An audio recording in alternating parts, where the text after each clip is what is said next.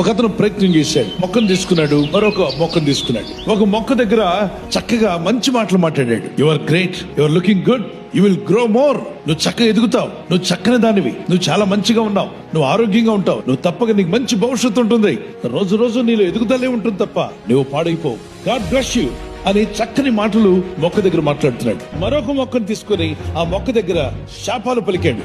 నువ్వు పనికిరాని దానివి, నువ్వు ఎప్పటికీ బాగుపడవు, నీ జీవితం ఇంతే, నీకు ఎదిగే సీన్ లేదు, నీ బ్రతికింతే, మంచి రోజులు నీ బ్రతుకులోకి రావు, నువ్వు రోజు రోజు నశించిపోతూనే ఉంటావు, నీ బ్రతుకులో మేలును చూడలేదు. రెండు మొక్కలకు కూడా నీళ్లు పోస్తున్నాడు, కావాల్సి ఇస్తున్నాడు. కానీ ఒక మొక్క దగ్గర మంచి మాటలు పలికాడు, ఒక మొక్క దగ్గర తిట్టాడు, దూషించాడు, బాధ కలిగించే మాటలు, వేదన కలిగించే మాటలు పలికాడు.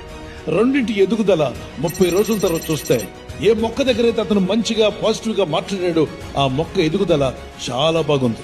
ఏ మొక్క దగ్గర అయితే శాపవచనాలు పలికాడో ఆ మొక్క రోజు రోజుకి ఎదుగుదలను తగ్గిపోతూ వచ్చింది. There is a power in your tongue. నీ నోటి మాటకు శక్తి ఉంది. జీవ మరణములు నాలుక వశము. కనుక నీ నోటి మాట వల్ల నువ్వు ఏం పలుకుతున్నావో అవి నీ మీదకి వచ్చే అవకాశం ఉంది. దరిద్రపు మాటలు మాట్లాడొద్దు, నెగటివ్ వర్డ్స్ మాట్లాడొద్దు. నేను ఎన్ని ప్రయత్నించినా నేను ఫలించట్లేదు అనొద్దు. ఎన్నో సంబంధాలు వచ్చాయి, ఇక మా పిల్లలకు పెళ్లిళ్ళు కావు అనకూడదు. ఎన్నో ప్రయత్నాలు చేసాక నాకు జాబ్ రాదేమో అనకూడదు. మీకు వ్యతిరేకంగా మాట్లాడుకోవద్దు, నెగటివ్ వర్డ్స్ మాట్లాడొద్దు, పాజిటివ్ వర్డ్స్ మాట్లాడండి. నా ఇల్లు దీవించబడుతుంది, నా ఇల్లు ఆశీర్వాదకరంగా ఉంటుంది, నా ఇంటి నిండా దేవుని సమాధానం ఉంటుంది, నేను తప్పక ఫలిస్తాను, నేను గొప్ప విషయాలు సాధిస్తాను, ఈ సమస్యలను నేను జయిస్తాను, ఈ శోధనలను జయిస్తాను, ఈ రోగాలను జయిస్తాను, ఈ ఇబ్బందులను జయిస్తాను.